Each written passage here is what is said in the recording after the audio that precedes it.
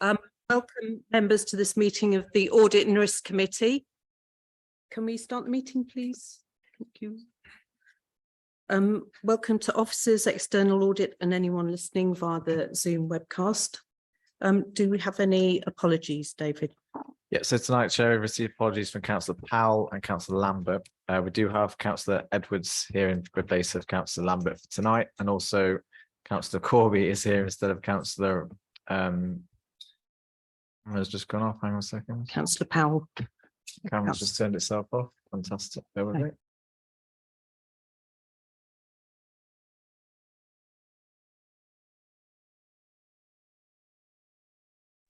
Yeah, instead of Councillor Powell, but the notification didn't come in time, so he can't vote on anything, but he's happy to stay and take part in any discussion. Okay, thank you. The minutes of the last meeting with the Audit and Risk Committee held on the 21st of March 2023. I'm going to propose approval of the minutes from the chair. Could I have a seconder, please? Yeah, thank you. I think there wasn't anybody else present. No, so as long as you're happy with their record, because you were here, weren't you? Yes. As a portfolio holder. As a portfolio holder. Yeah. Pardon? Yes, I was there as portfolio holder, so I was present at the meeting. So yes, I'll approve those meetings from the chair. Item 3 on the agenda is the appointment of the vice chairman. I'll ask for a proposal and a seconder for each nomination and take a vote on each nominee and then proceed to the next nomination. Do I have any nominations, please? Thank you. Yes, Chair. Could I propose Councillor Ross, please? Thank you. I'm happy to second that. Sorry, and Councillor McCartney. Yep. Thank you. Any other nominations, please? Councillor Ross, you are duly elected as vice chair. Have to vote first. Then. Oh, sorry. Vote first. All those in favour? All those in favour. Thank you. That's Thank unanimous. You. Very pleased to accept. Thank you. At this stage, we are going to have a slight change to the agenda. We're going to take the annual internal audit report ahead of the statement of accounts to let the director of places go, basically. Do I have any declarations of interest, please? Any petitions, deputations and questions? None received, Chair. Thank you. Questions with notice from members? Also none received. Notice of motion? None received. Okay, thank you. In that case, then we will move on to what is actually item 9 in the place of item 8, the annual internal audit report and opinion from 22-23, and that's to receive the report from the Chief Internal Auditor. And I think we're just noting the recommendations here. Thank you. Thank you, Chair. So this is the annual internal audit report and opinion for 22-23. So in line with the public sector internal audit standards, as your Chief Internal Auditor, I need to bring you this opinion at the end of each financial year. So it needs to be informed by the range of work that we deliver during the financial year, which is set in the audit plan. And it needs to provide you with an opinion over the governance, risk and control framework. So we need to have conducted sufficient work to inform that opinion. And that opinion should then form a key source of your assurance for that financial year. And that should feed into your annual governance statement as a key source of independent assurance. And obviously, you need to make sure that that's satisfied when you receive the annual governance statement for that period. So the full internal audit report and opinion starts on page 19 of tonight's papers. So I'll just take members briefly through some of the key sections of the report. So the actual opinion is set out on page 21 of the papers. So I've given an assurance opinion of satisfactory assurance for 22-23. And this is applying the assurance ratings that were in place during that financial year under the Internal Audit Charter. I have provided members with a reminder of those assurances and the definitions in table 2 on page 24 of the paper as well. So essentially, as an overall assurance opinion, satisfactory reflects that there are areas of good practice, there are areas where things are working well in terms of your governance and control framework, but there are also some areas for improvement. And we've obviously made recommendations in those areas, which we brought to you throughout the year as well. So I've broken down that opinion within the box into some of your key areas, such as financial controls, where I'm pleased to say that 100% of your opinions on financial controls were of either good or substantial assurance, which is very pleasing to see. So no areas of concern within your financial systems. Risk management, I've just given a brief update on how risk has operated throughout the year. Obviously, the Audit and Risk Committee played a key role in that process as well. In terms of the audit reports that have been finalised throughout the year, all of your reports obviously were brought to this Audit and Risk Committee throughout the year in terms of the outcomes as they were finalised. Anything that was finalised since then is also incorporated within this report, and I'll come into that in a moment. But 94% of the opinions that we gave were of at least satisfactory assurance. So satisfactory is good or substantial. The exception to that were 2 reports that were issued in relation to last year's plan, one around home to school transport and one around the highways maintenance contract. So those are mentioned obviously within the report. On table 1 on section 2.4 on page 23, there is an overview of the audit opinions by different areas and the key corporate objectives. And I've broken that down for you further, audit by audit, in table 3 from page 25. So as I say, a number of these have been reported to the Audit Committee throughout the year. Anything that has been finalised since the last committee meeting is also included and has June 2023 against it in this report. So my opinion is of satisfactory assurance, but it does note the exceptions around those 2 areas of limited assurance. We are already following up on the actions from that home to school transport audit, and I'm pleased to say that we're already happy that progress is being made in relation to all of the actions, with some of the key actions already concluded as well. Given that we do have those 2 opinions of limited assurance, we do have the relevant director here this evening to give the committee any assurances that you need around how those areas are taken forward. They obviously finalised since the last Audit and Risk Committee meeting, so this is the first time you're receiving those opinions. So just running briefly through the rest of that opinion, I also reflect in there, one of the other areas that informs the opinion overall is the materiality of the findings, which is the basis of that organisational risk opinion in relation to each of the audits. That informs my opinion as well, but also actions taken by management. So whilst we might identify areas of weakness during the year, if prompt action is being taken and actions are being implemented, that also helps bolster the opinion as well and may be able to give me some assurance to support the overall opinion. So in total, 65% of your management actions that have been agreed for 22-23 were implemented and have been closed as at the end of March 2023. So there's further details around those in table 4 on page 27, where you have an overview which shows that 28 actions were implemented during the year, and we still have 15 that are overdue. There's one that falls into the category of high priority and over 3 months overdue, which is actually then also reported in the later agenda item in your internal audit progress report. So you have full details of that one.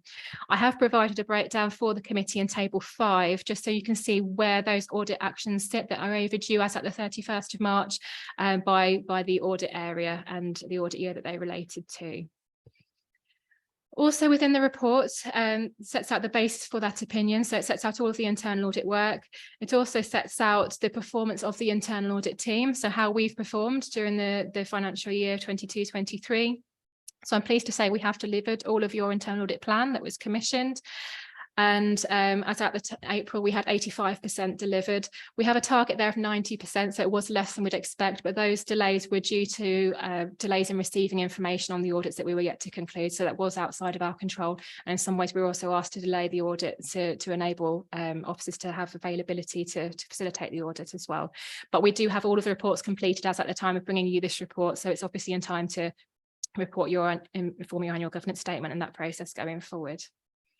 I've also provided an overview on the feedback we've received in relation to the audits we've delivered. So when we conclude an audit, we issue a survey to the director and the manager of the service area, just to make sure that we're working effectively. So my team are cooperating, communicating well with the audit clients, and that we're delivering some good value as a result of the audits as well. So the outcomes from those are provided in table 5 on page 28. And I'm pleased to see the vast majority of feedback has been either outstanding or good, in particular around communication during assignments as well, has been shown as particularly strong and in terms of outstanding recommendations. And we've also in table 6 reflect on some of the other areas where we've added value to you, Rutland County Council during the year. just as part of that package of a good internal audit service, really. We also reflect on our performance against the public sector internal audit standards from paragraph 5.6 on page 29 of the papers, and the outcome of the self-assessment. And I've just reflected there on some of the areas we're looking to develop further over the next 12 months. So I don't have any concerns to report to the committee in terms of any impairment of the independence of the internal audit service during the year. And I'm happy that we are operating in conformance with the standards.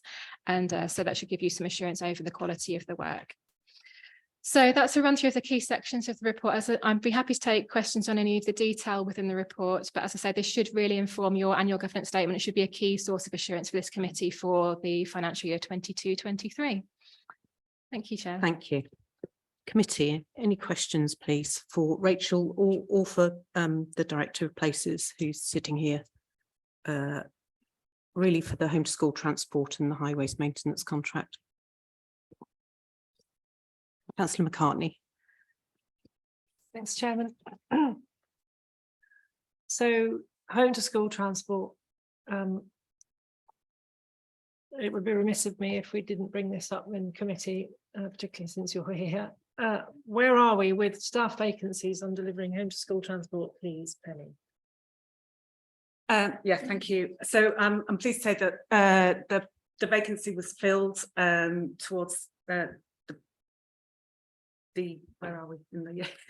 It was filled fairly soon after the audit was concluded. So we have actioned certainly some of those administrative issues that were outstanding. So just to give the committee assurance, at the timing of the audit, there was a key vacancy within the team, which was the inspector role.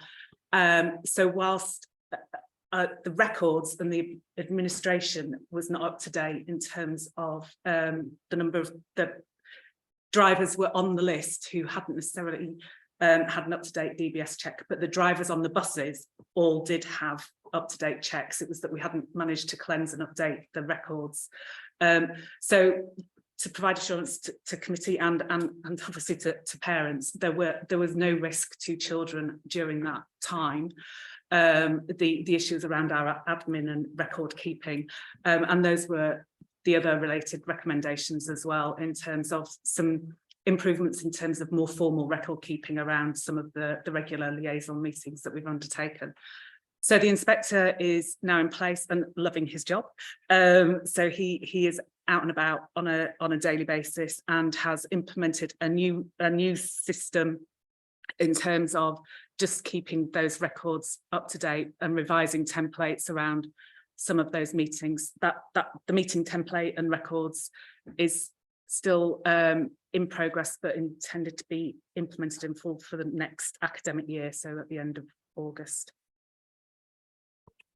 Thank you. So the new system that our new inspector has implemented, that's something of their own initiative, which is going to become part of our procedure, or has become part of our procedure. And Yes, that so will then be audited at some point if it's selected for the next an internal audit review at some point, is it? So is that something that you'll follow up on, Rachel? Because since this was highlighted as an area of concern. It's actually on the agenda later, but Yes. yeah, okay. Yes, I was just going to say there's a recommendation on the later report around that, so we will revisit that later on, if that's okay. Yes. Councillor Smith.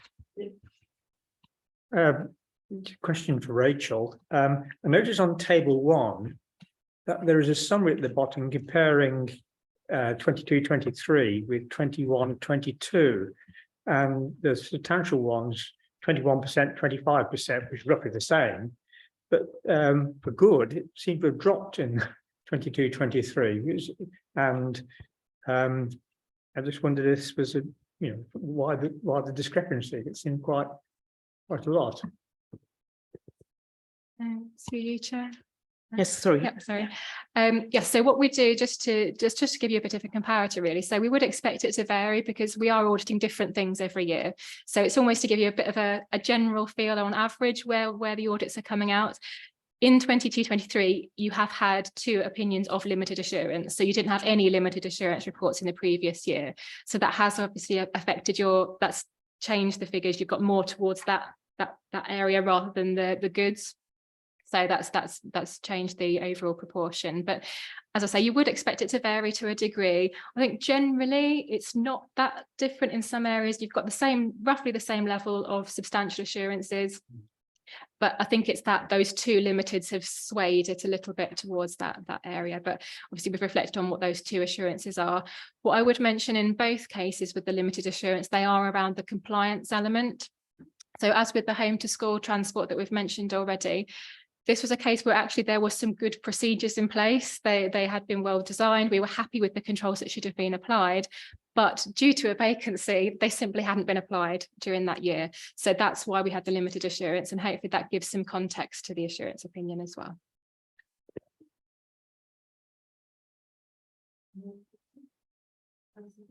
As we've looked at the Councillor Stevenson, sorry. Oh, yes, well, I answered most things.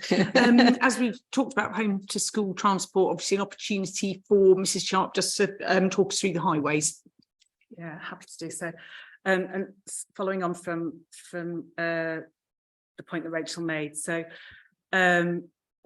for some committee members, you'll be aware that several years ago, the highways contract management was looked at by internal audit and given limited assurance of both across the control environment and compliance environment. So we had 17 recommendations coming out of that original audit to be implemented, and we did a lot of work with the team to make sure that we put in place robust systems and control measures and procedures. So I am pleased that actually that work is recognised through the audit. I'm not so pleased around the compliance situation. It's a reflection, I think, of two issues. So one is again around staffing, and particularly in the highways service, we've had a lot of churn and a lot of interims covering, in particular, 4 periods of maternity leave in key roles. It's a service that is not dissimilar to many of our council services, where essentially every person is almost a single point of failure, or every role, sorry, not person, if I clarify that. We are very lean, so it means that a service is, or an element of the service is contingent in most cases on an individual role. So that churn inevitably has impacted, and what it's meant is that with new people coming in, we've not necessarily onboarded them sufficiently in terms of being up to speed with the procedures, and some of them have then moved on quite quickly as well. There are definitely more controls that we can put in place and are looking to put in place. In fact, we've already started the work around more robust record keeping, again not dissimilar to the home to school, which is some of this is just around evidencing what's already work that is undertaken, but we haven't necessarily kept the records to be able to demonstrate to audit colleagues and others that we are actually doing that work and provide that assurance to yourselves. So that improved record keeping is underway. And we are also looking at some system improvements to see whether we can put in some sort of stop measures in the system that won't actually allow us to proceed without formal sign-off, but from the principals. So that in particular relates to being able to demonstrate that the principal manager has approved the annual target costings. So whilst the conversation was had, we can't evidence that at the moment. So we want to put in some systematic processes to kind of force us to make sure that happens. When do you anticipate delivering those? We're just having the conversation actually around the management plan, and we clearly want to do that as soon as possible, but we've committed to do so by December. Councillor Ross. Could I just ask a question about limited assurance? It's not a term that I was familiar with until I read your documents this morning. How do you deal with proportionality in terms of organisational size? In terms of the opinion, so obviously we've provided the definitions in here and what it means in terms of the controls and the effectiveness of the controls, the compliance with the controls.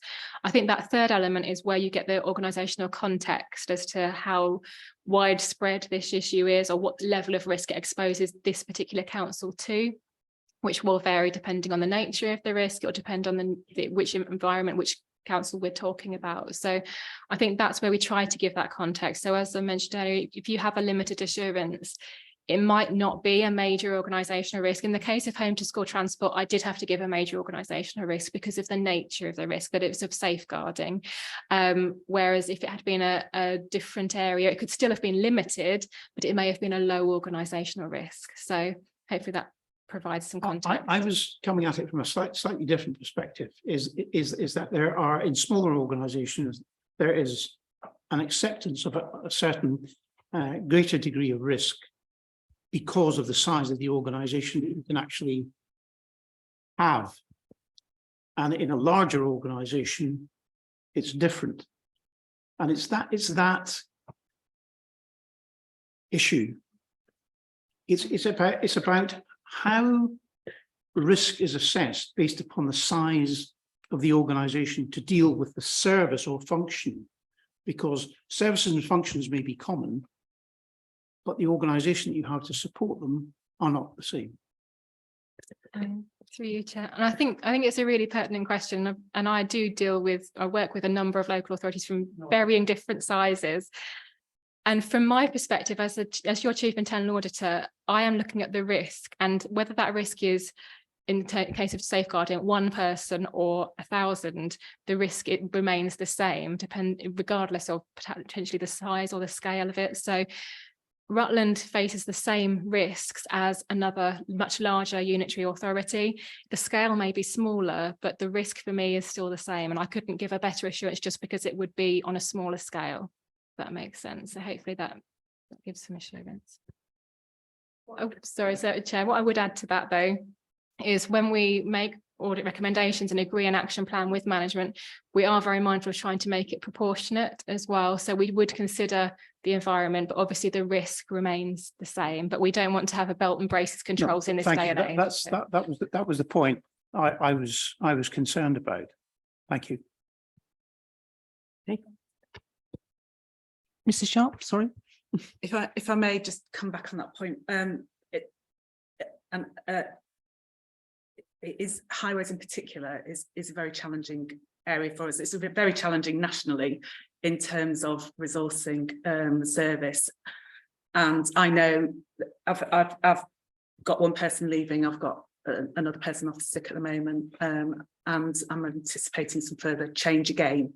So it's an area of concern for me in terms of being able to maintain that service delivery. So one of the things, and going to your point, is that in fact I've just been having some recent conversation around is the potential for us to join a benchmarking group nationally, which would give us a value for money assessment of the service, but also help you as members to understand how we're positioned, because actually the service that we provide is high performing, and particularly when you look at not just our neighbouring authorities, but in terms of national satisfaction surveys. But it is challenging to maintain that service. So I am keen, but sort of subject to further conversations, that perhaps that we look at doing some sort of value for money assessment, which will give you then some sort of comparable data to be able to make some judgments around that. Thank you. Councillor Stevenson. Yeah, because it is actually an interesting point which Rachel may wish to comment on, that actually there's a limited on our highways maintenance, but the good news that comes out of it with our high standard band 3 incentive funding, it is quite an interesting one. I'm not doubting that. And my second point is, and I'm not going to stray into item 12, Chair, I will slightly save it for them. There is a common theme in those 2 areas, which is around staffing and vacancies, and actually the high level of risk that could expose us to, particularly when it comes to safeguarding. But I'll save any other comments for item 12, Chair. Thank you, Councillor Stevenson. Does the committee have any other comment? I do have some comments from councillor Powell. One's a comment and one's an ask. She's made a comment that it's unacceptable that there are overdue actions, and action deadlines should be agreed between the internal auditor and the relevant team and should be realistic. Well, I think they are. Yeah, some do stray over. It's just a comment. Okay. The other point she's raised is a plea that all audit reports for the year are uploaded onto Teams, but it's difficult, if not impossible, to identify the report and the description on the folder. Yeah, I can send some of Mr. that members Edwards. how to direct people to the Teams group. Thank you. For people to get access to that as well. Thanks very much. Councillor McCartney. Thanks. Just one last thing then, bearing that in mind, Karen, is December a realistic target, do you think, Penny, for your rectification of issues in highways? Yes, subject to staffing issues. It's a really good point. So one of the other ones I think that was referenced in Rachel's report was we have got some outstanding actions in relation to the asset management review. We've had to divert resource onto other priorities in terms of procurement and reorganising the building. We've also had some systems issues with the new system that we're implementing. So when we agree, and we do agree with audit realistic timeframes, but there are occasions where circumstances mean that we're not able to achieve those deadlines with the best of intentions.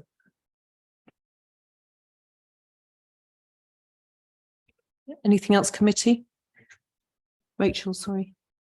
Sorry, Chair, I just wondered if I just come back on Councillor Powell's comment about the reports on Teams. So just to remind the committee that all they do have access to copies of all of our finalised audit reports on the Teams page. What I would say is all of the audit reports in this report are on the Teams area. We have done a reconciliation to make sure they are. The one exception is the highways report, because it's not completely finalised as yet, which it does mention in this report is draft. So Penny and I are just agreeing the action plan at the moment. As soon as that's finalised, that will also be in the members area. So everything else should be there. So please do make me aware if you find any gaps, but we have tried to do our reconciliation to make sure it's fully up to date. Okay, thank you very much for that. I think we're ready to move on to the next item. So thank you, Mrs. Sharp. Yep, the agenda, I appreciate it. That's okay. Thanks very much. Right, so we now move on to the statement of accounts. I think Mr. Merry is going to introduce those together with the external auditor, Mr. Harvey, at the end of the table. Thank you. So we're asking this committee to note this report. There's 3 areas that the report covers. One is the draft statement of accounts for 22-23. The other is an progress update on the 21-22 accounts, and then timescales for that annual governance statement as well. So the first item is the statement of accounts 22-23. So we are one of 30% of local authorities that did publish by the statutory deadline. So I think that's testament to the team and Kirsty's leadership as well to get us over the line. Yeah, that's a really good effort. Yes. Thank you. Yeah, so, brilliant. You know, I do think achieving that was some late nights for the team, and so it was hard work, but we got there, which is good.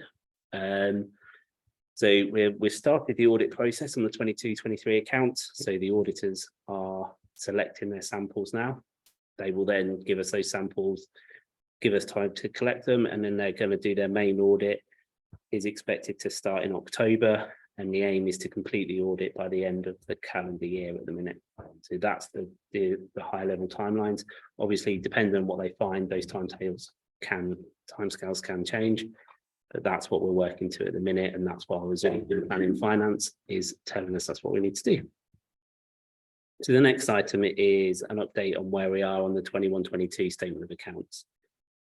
The report goes into the background on a lot of this, so I won't cover it up. I'll just give an update. So we had two outstanding actions. One was we had a query from the auditors on an asset valuation. That has now been returned to the auditors. We've had a response from our asset valuers and provided that across. The second action that we had was around the pension valuation of the pension fund. Because of the delays to the audit, because of national issues around infrastructure assets, which wasn't agreed until January, it's meant that the time now has passed between when we produced our accounts and the position now, which means that the actuary and the valuation of the pension fund may have changed in that time. So we've had to request an additional report from the actuary to say what is the latest valuation of our pension fund for 21-22. We are expecting that report by the end of this week from our actuary. We are then aiming to process all of the changes in our statement of accounts by mid-July to then pass a finalised version over to the auditors to audit. And then obviously we're again in the auditor's hands in terms of their resourcing availability to pick up that piece of work and make sure that it's signed off.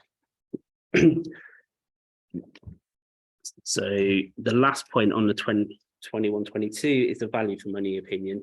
We have started that process. So I had a meeting earlier in this month with the auditor undertaking that work, and there's a number of actions that we need to go to get there. So the external auditor needs dates to meet with head of service and directors on some key issues that happened during the year. They've got some policies that they need to review that they've been sent, and then after all of that, they will then provide their opinion. So again, all the work is underway and we are programmed to meet that. We haven't got specific timescales on the value for money audit as yet. Obviously, it coincides with having an opinion on your accounts to then have a value for money assessment.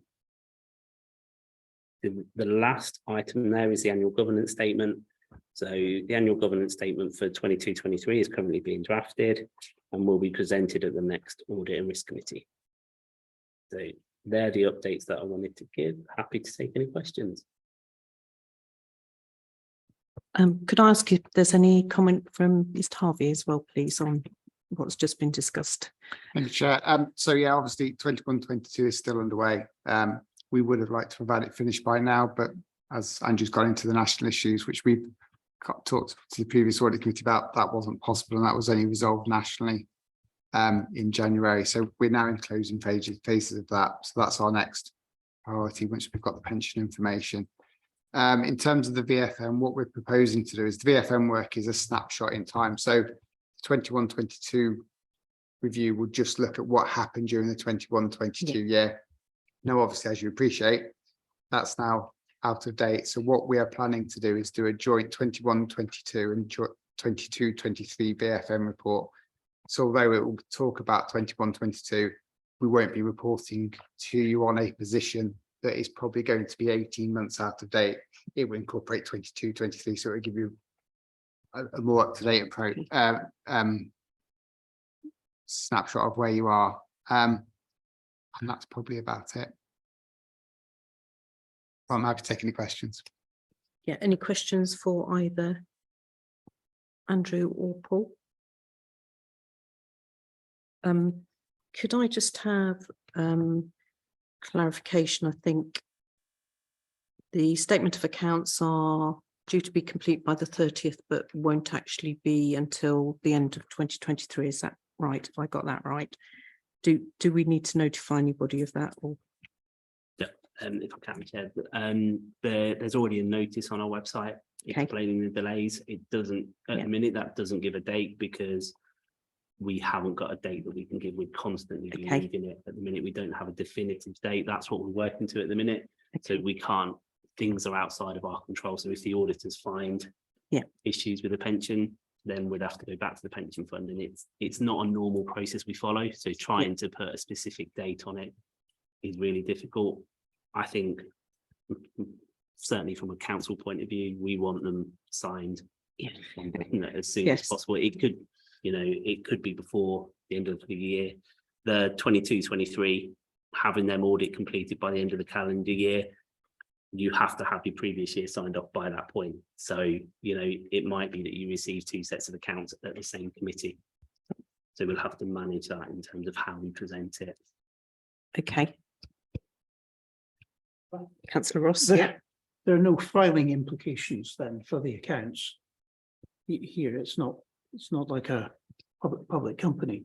It's flexible, for want of a better word. And if I can, Chair, Yeah, sure. it's not flexible. So in statute, there are key dates what we are meant to meet. And if we don't meet them, we have to publish notifications on our website. And what I would say is we have met the statutory deadline in terms of publishing our draft set of accounts. So our draft sets of accounts are available and they are on our website. In the report, it mentions around the work that central government are doing because they are aware of the issue and want to tackle the issue. So it is getting national view in terms of local authorities not having their accounts signed and published in a timely manner, and the issues that can cause to local governments. I'm actually attending a webinar on the 3rd of July for the PSAA about this national issue and the update. So it is genuinely a national problem. Paul, please. Can I just add, I think there's two different ways of looking at having a late submission of accounts. There's ones where it's your fault as a council that you have the issues that you can't deal with to produce the draft accounts. And then there's the separate one where it's a national issue and it's outside your control. And I think it's worth pointing out that you're in the second one where it's national issues that have stopped us signing your accounts. We would have loved to have signed them off last year, but with the issues with the infrastructure, we just couldn't because we weren't in a position to have the guidance to do so to resolve that issue. Anything else, committee? No, I just want to say thank you again for achieving those deadlines. I know, especially with the next election in the middle of it all, it was a hard job. Thank you. So the recommendations that we don't have to vote on are that we note the process for the draft 2022-23 statement of accounts and external audit, that we note the progress update on the 21-22 audit accounts, and we note the timescales for the annual governance statement. Okay. Thank you very much. That takes us on to the internal audit progress report. And it's back to Rachel. Thank you. Thank you, Chair. So I'm conscious that the internal audit plan for 23-24 was approved by the Audit and Risk Committee in line with the Public Sector Internal Audit Standards in March. So members of the current Audit and Risk Committee may not have seen the audit plan when it was approved. So I wanted to make sure, whilst it's early in the year and we don't have much to present to you in terms of progress, I wanted to make sure you have seen a copy of the internal audit plan so you can see the schedule of work that we've got for this 12 months. And I'm obviously happy to explain the reasoning or the coverage for any of those assignments that we have planned. So a copy of the internal audit plan is provided in table 1 from page 40 of your papers this evening. So against each of the assignments, we've just given an indication of the status of the assignment as at the time of me writing this report for your papers today. So your Q1 audits are all either underway, complete, or in advanced planning stages. So we are on track in terms of delivery for this early stage in the financial year. We will bring progress reports to you at each of the Audit and Risk Committee meetings. So we'll look at this format, but it will also include the outcomes of audits as they are completed. So you've seen the annual report for last year with all of the opinions. These reports will update you throughout the year, and you'll receive those drip fed through as they are finalised. Also within the report, there is always an update on the implementation of agreed management actions. So that's on page 45. There's an overview of the implementation of actions since the last report of this kind to the Audit and Risk Committee. So since the last progress report, there have been 10 actions implemented. There are 8 actions which are under 3 months overdue and 7 which are over 3 months overdue. As I mentioned in my earlier report, one of those is high priority and over 3 months overdue. And for that reason, in Appendix C on page 46, the committee is provided with full details of that action. The Director of Place has given some context to that already in her comments earlier around the issues with the system. and the need to divert resources to other areas. And but obviously that's to give you that update and the latest status as at this report. And there is a revised date, as you'll see, in place of September. So we will continue to follow up all of the actions on a monthly basis, and you will receive further updates at each committee meeting. We do also continually keep the audit plan under review to make sure we are focusing in the right areas. We're a modern internal audit service that's risk-based, and we're recognising any changes in the environment. In the earlier agenda item on the annual internal audit plan, you did internal audit report, you did receive a limited assurance opinion on home to school transport. That was issued and finalised since my last progress report to this committee and the time at which we approved the audit plan for 23-24. So as an audit committee, what I'm recommending, and it's for you to decide whether or not you want to make this amendment, but recommendation 2 is I've proposed that you may wish to add an audit follow-up of home to school transport into the 23-24 audit plan, which will give you some assurance that the action plan that Penny's team are delivering has been applied as we would expect, and they've actually been effective in practice as well. So that gives us an opportunity to revisit it this year. Of course, if we are to add an audit in, we do need to take an audit out, and actually reflecting on the audit coverage we have. Again, as we agree the audit plan back in March, things have changed since then. One of the other audits that we finalised since the last meeting and when we approved the plan was around readiness for the Care Quality Commission inspection regime. And as part of that audit, we actually had a look at data quality areas and how we're going to make sure that data is up to date and accurate to inform the CQC inspection regime. So I'm happy that the planned audit that we had in the 23 audit plan around adult social care data quality, we already have some assurance on that from the audit that we did in Q4. So I think there's less urgency around including that in the current year's audit plan. So I would suggest freeing up those 12 days. We would then revisit that adult social care data quality in 24-25. And you can use those days as a follow-up audit of home to school transport in the meantime. So that is your second recommendation today, other than to note the report. And so that's just to give you a feel for the work for this year, and also a very early amendment to the plan, but hopefully that's something the committee will welcome in terms of your assurances and that highly important area as well. So I'm happy to take any questions, Chair. That's a quick run through. Thank you, Rachel. Committee? Just Councillor Stevenson.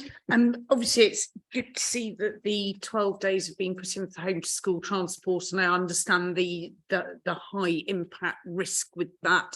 I was just wondering about highways. I think it probably is under control, but it was graded as a moderate.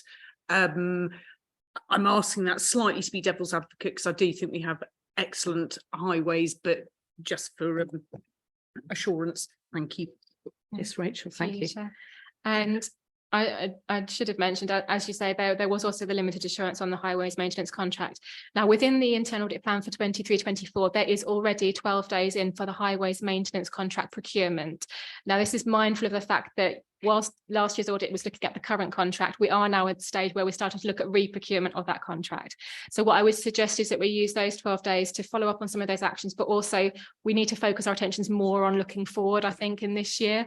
So I wouldn't suggest a follow-up audit on the current contract, because we are looking ahead at this stage. So that's the reason for only the follow-up on the home to school. Happy with that? No, that's completely logical and common sense. Thank you. Okay, thank you. Councillor Ross. Could I ask about the level? I couldn't see it in the audit programme, and it's possibly my oversight. Could I ask about the levelling up bid, which is now something that's an active piece of work in conjunction with Melton? Is that going to form part of the programme?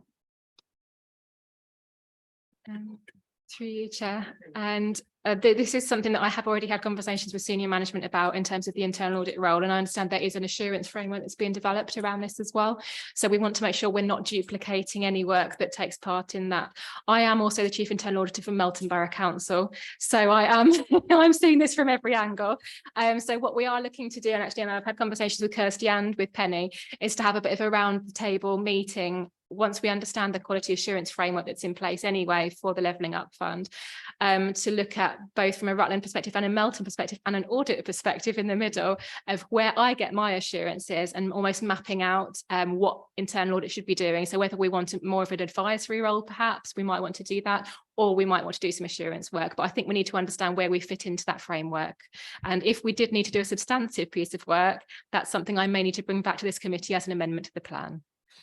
I think there were two aspects. There's clearly the execution of the contract, and the other aspect is particularly for Rutland is the commercial delivery of the different elements, and so that was why I was raising that entirely selfishly from a Rutland perspective. Is it possible that we could have an update on the agenda for the next meeting around the LUF? Because it comes up in a lot of meetings, and I don't think the governance framework is understood, to be honest. I'm happy to, obviously I'll work with management and see who's best placed to bring that report. I think we have done something similar again at Melton. Their audit committee did ask for something specific around the assurances on the Levelling Up Fund and some of the other work that they're doing as well. So I think it's a good question, and it's something that we can hopefully try to collate something and see whether or not we need to add any audit time in as well. Okay, thank you. Kirsty, do you want to say anything? I've got that look. Thank you. Thank you, Councillor Chair. Yeah, my look was as well to say that there are, as Rachel's indicated, the framework around the LUF.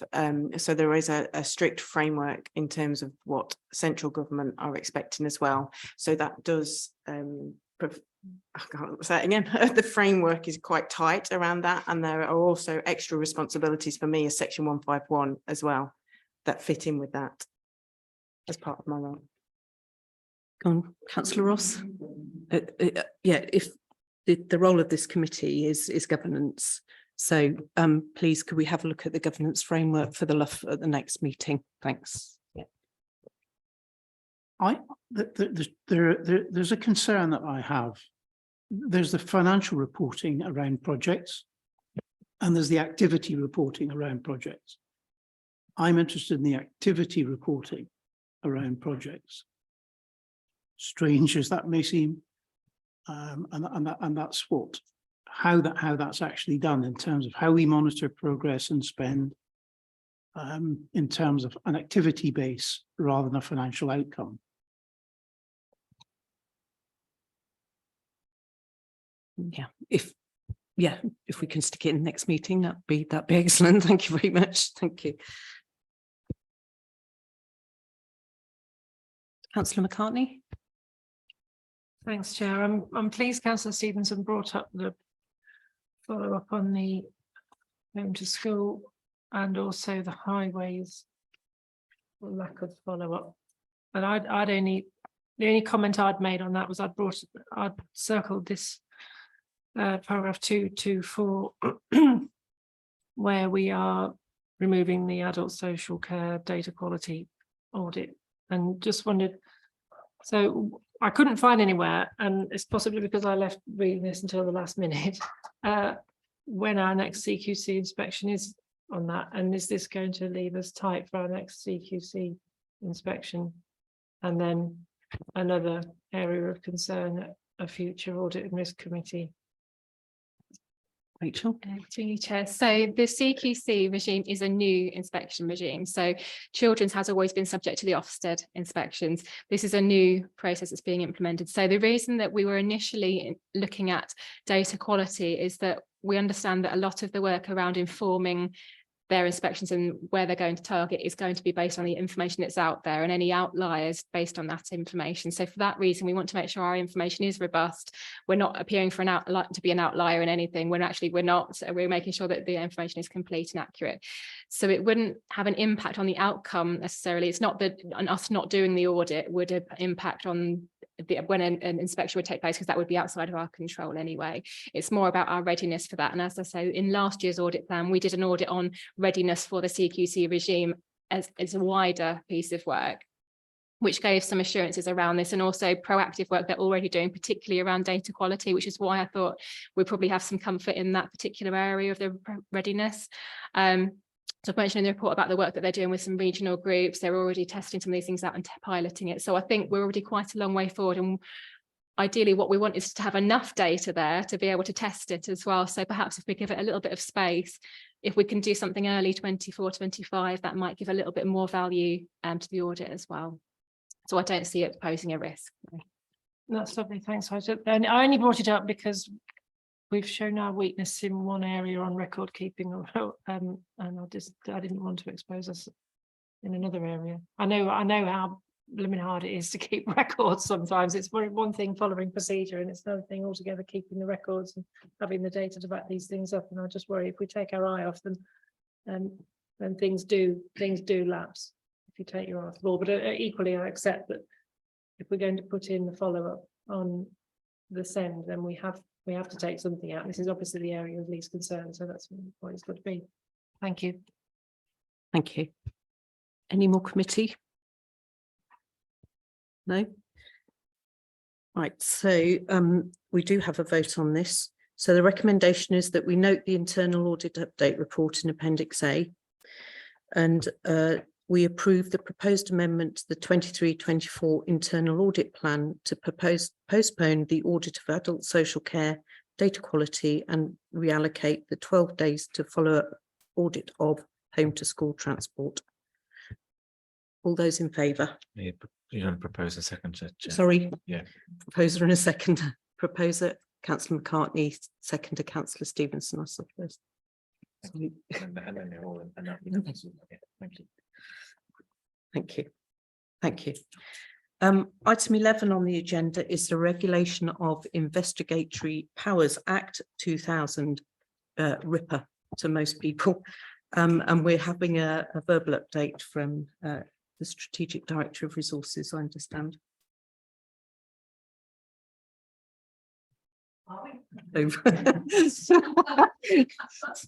Maybe not.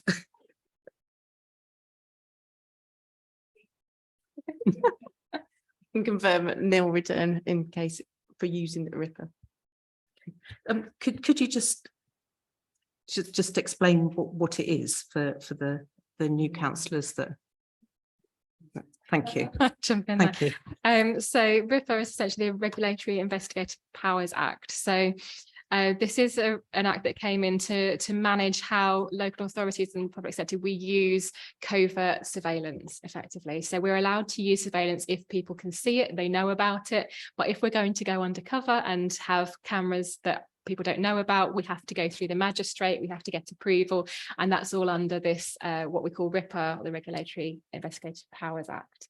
So most councils don't use it, but we do have to disclose if we ever use it to make sure that we're transparent, and it is quite a hefty process to go through if we want to. It's not something you do lightheartedly, but there are instances where local authorities do use it. So if we were conducting an investigation and we felt there was value in covert surveillance, we would obviously, we have a route in place, we have a policy, we have the right procedures. But it is recommended practice that we report to the audit committee on a regular basis, or the governance committee, as to whether or not we've used our powers under the Act. So that's just the purpose of the regular updates, really. With a nil return. Then Thank you. Okay. No, I'm not sure that Rutland ever has, but obviously I wouldn't necessarily have those records. But no, I don't. No, I don't think any of the councils I've worked with have declared use of RIPA. As I say, it's not something you do unless it's absolutely essential. I don't think. Okay, thank you.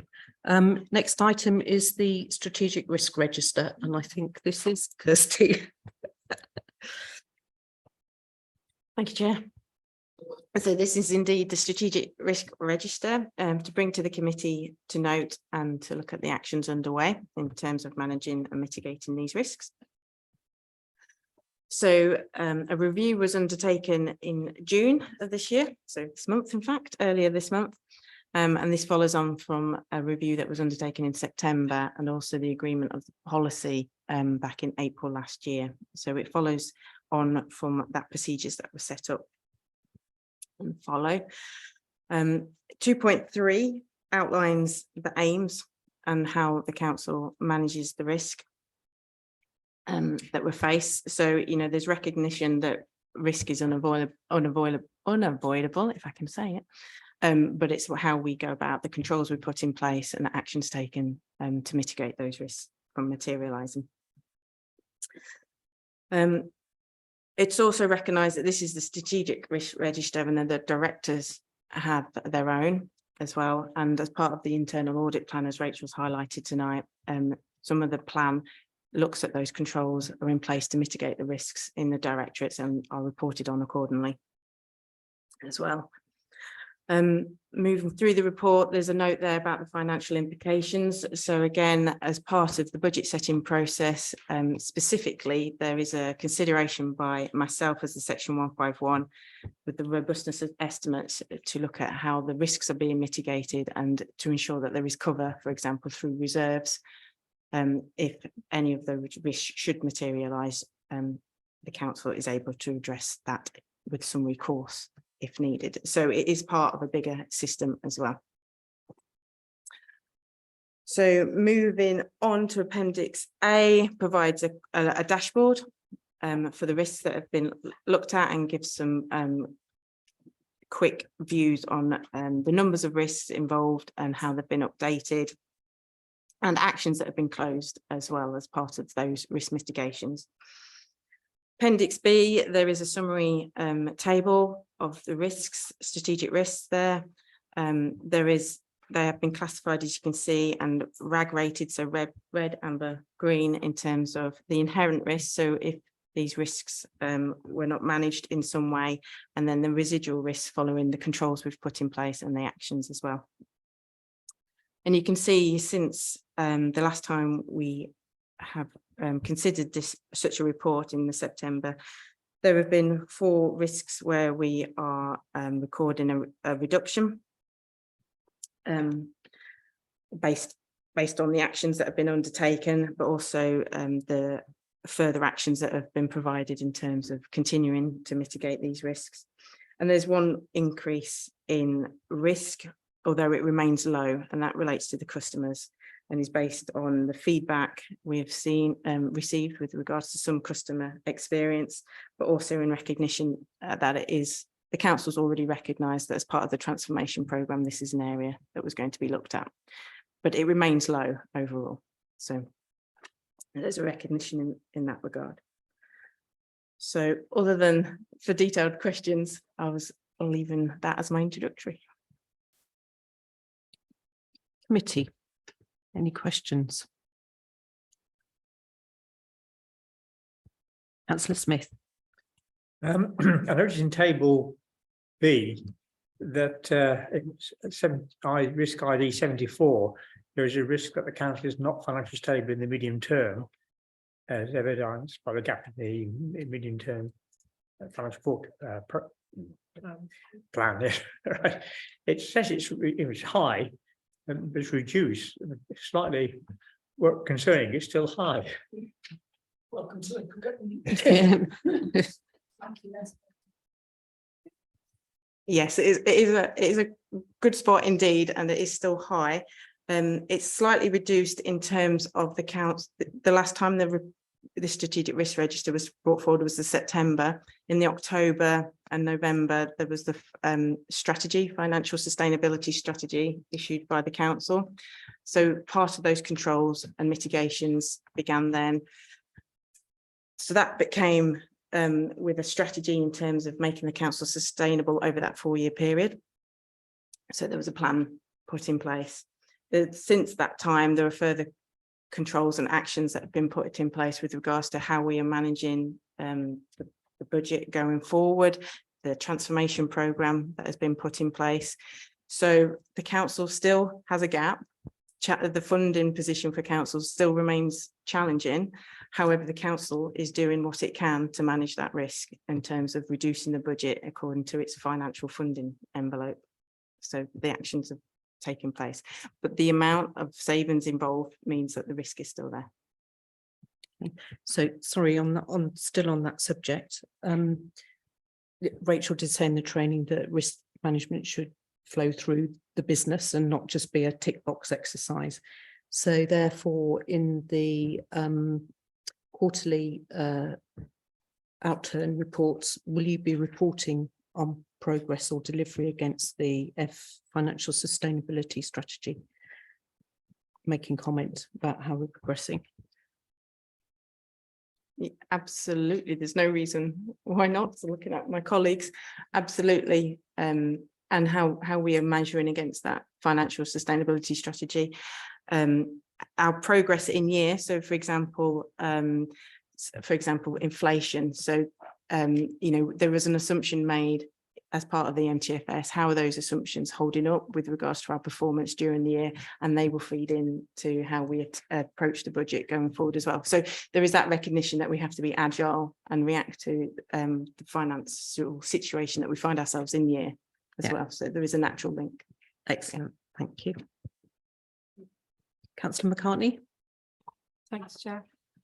Yeah, I was going to bring up a new rolling risk register introduction that we brought in to see how that was going and whether that was going to lead to more frequent updates of things. But it sounds like it might. So that's good. I like a rolling risk register. I run one as well, and it doesn't always roll as smoothly as it should.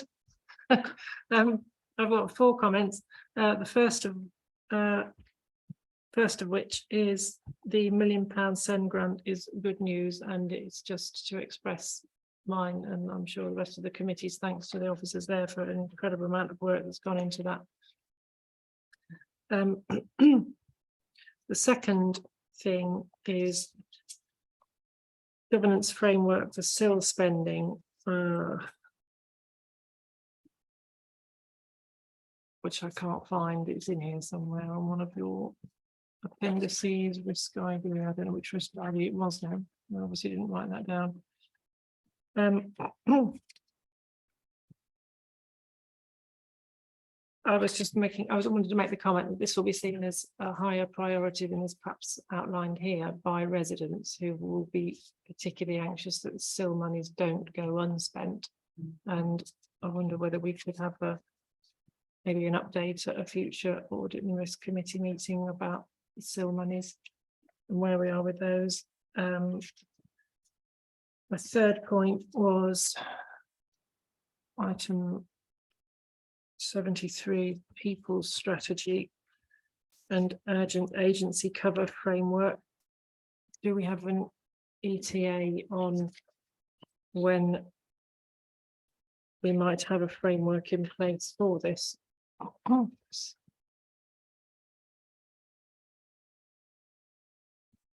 I'll have to find it myself now. Here we go. Risk ID 73. Yes, so the risk we cannot deliver key new priorities due to lack of resources caused by retention recruitment.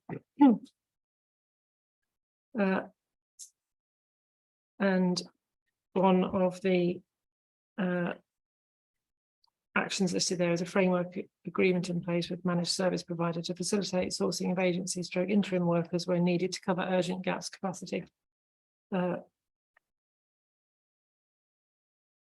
Do we have an ETA on that?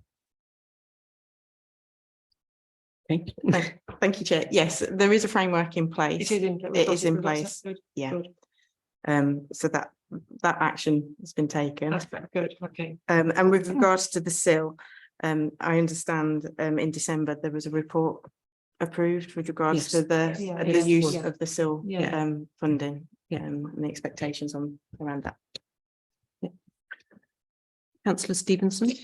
Just a general observation, looking at the Appendix B with the numbered risks, it's I think I'm assured that Rutland County Council as an organisation is mitigating as far as possible, but I will make my usual comment around local government as a whole.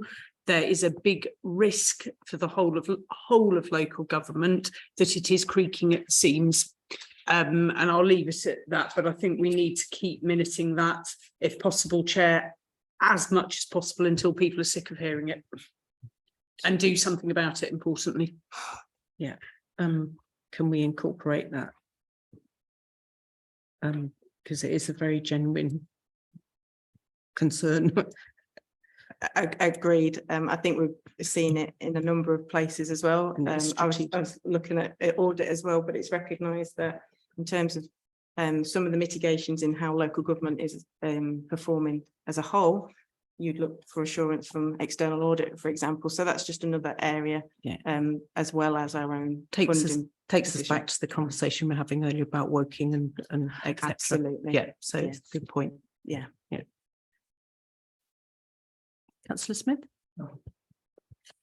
Just again on Appendix B, I noticed at the bottom it talks about previous actions removed or closed. And one was on risk ID 3, and that was cyber security resilience. Previously it said in September 22. It seems to me this is quite important, considering recently we've had a big cyber security breach with British Airways and BBC and etc. having their data all taken.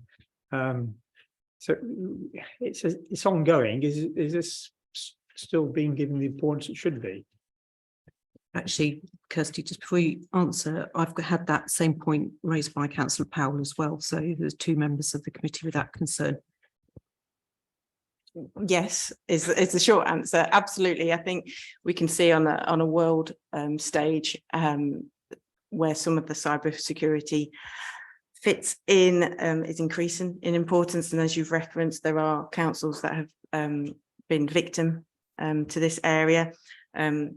I understand that there was funding made available for councils as well to help boost some of the controls in place. And indeed, myself working with our head of IT, there are further plans to look at our cyber security in terms of testing it. So some of the measures that we've put in place, and so it is part of the business as usual.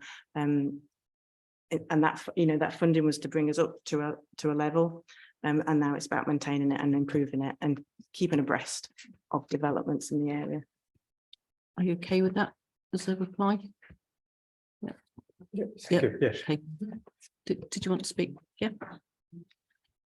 Sorry, I'll just further to Councillor McCartney's role there on risk item 73 with regard to not being able to deliver key priorities.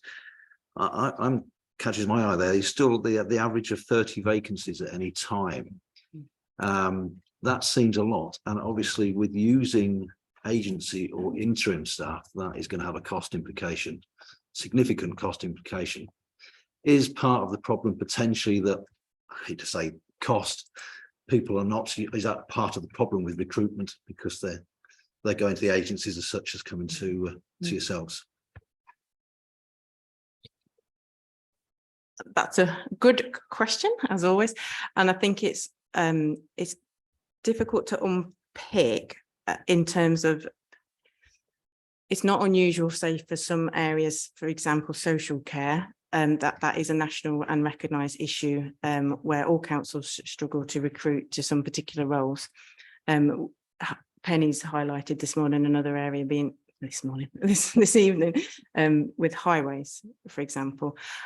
What we can do more as a council, not what I'd like to see more of, is looking at how to use our workforce strategy and marketing Rutland because of its unique size. It has got many opportunities and puts us in a good position. So I think there are further work that we can do as a council to help alleviate this, but there are some national issues and trends, as you've alluded to, such as why agencies are used, why that's a method that is being used. And this subject is actually picked up in more detail by the owning committee, which is the Employment and Appeals Committee. So, yeah. Any more committee? No. Okay. So that, sorry. Sorry, I was just going to add, just on Councillor Smith's point about cybersecurity, just to reiterate for the committee as well, we do have cybersecurity audit on this year's internal audit plan as well. So we want to follow up on the actions since the cybersecurity action plan and the funding that was received. So hopefully we'll be able to report back to this committee on the progress that's being made, and that will help inform your assurance in that area as well. Thank you. On reflection, I think it should be an item that's brought up regularly, as it is, it's an important issue. Okay, any more for any more? No. Right then, so there's a recommendation that notes the content of the updated strategic risk register in appendices A and B and the actions underway to address the risks. And we don't need to vote on that because it's just a note. Item 13 is any other urgent business, and I've not been notified of any other urgent business. So the date of the next meeting is Tuesday, the 26th of September. And with that, I close the meeting at 8:10.